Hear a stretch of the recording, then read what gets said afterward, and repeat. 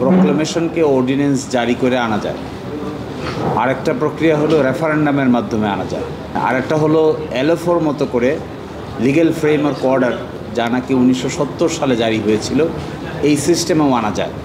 তো যে সিস্টেমেই আনা হোক না কেন, এটা করতে গিয়ে সংবিধানের যে অংশটুকু ভায়োলেট হচ্ছে এই অংশটুকুকে প্রক্লেমেশনের অধীনে আনতে হবে।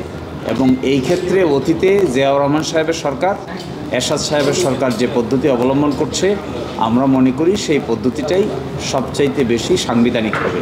এরপরে নতুন নির্বাচন হবে নতুন সিস্টেমে, হওয়ার পরে যে পার্লামেন্ট গঠিত হবে ওই পার্লামেন্টে 5th অ্যামেন্ডমেন্ট বা 7th অ্যামেন্ডমেন্টের মাধ্যমে আগে যেভাবে রেকটিফাই করা হয়েছে এটাকেও রেকটিফাই করা হবে, তবেই এটা তার পরিপূর্ণ আইনি মর্যাদা পেয়ে যাবে। এই সরকারের সবচাইতে বড় ভিত্তি হলো জনগণের অভিপ্রায়, যে বাংলাদেশের সংবিধানের আর্টিকেল 7-এ আছে, অনুচ্ছেদ 7-এ আছে। বসুন্ধরা টিস্যু, অশুদ্ধতার বিরুদ্ধে এক বিন্দুও ছাড় নয়।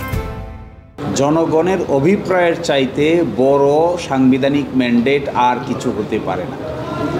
এখন এই জনগণের অভিপ্রায়টাকে একটা সাংবিধানিক প্রক্লেমেশনের মাধ্যমে জনগণের সামনে প্রকাশ করতে হবে, এবং তা যদি প্রকাশিত হয় এবং সংবিধানের কিছু অংশ আপনারা জানেন ইতোমধ্যে অকার্যকর হয়ে গিয়েছে, এই অকার্যকর পার্টটুকু অকার্যকর থাকবে, আর সনদের যে সমস্ত পার্ট থাকবে অ্যাপ্রুভ করা হবে, এই সিস্টেমটাকেই প্রক্লেমেশনের মাধ্যমে লিগ্যাল স্ট্যাটাস দেওয়া হবে।